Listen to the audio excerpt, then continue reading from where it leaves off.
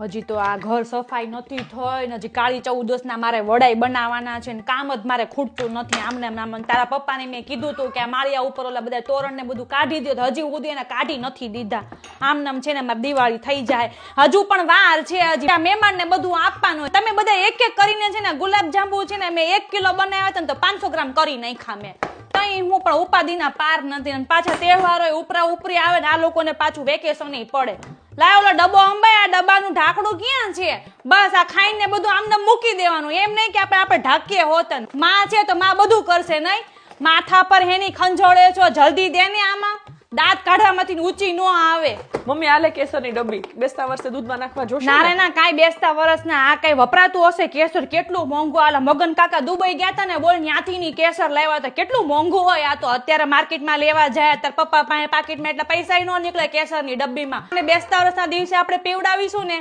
તો 10 રૂપિયા આપણને નહીં આપે પગે લાગવા તમને બધાને 5-5 રૂપિયા આપીને વહી જાય આ મને કેસર મોંઘું પડે મહેમાન મોંઘા ન પડે રોજનું મેં શરબત બનાવ્યું છે ને ઉનાળામાં એ પાણી ભરીને છે ને 2 ઢાંકણા નાખી દેવાનું બધાને પીવડાવી દેવાનું હું કીધું હું નો આવડે તારે ઈ જ કામ કરવાનું ભેડું ફ્રીજ ખોલીને ચા બનાવી છે 2 રકાબી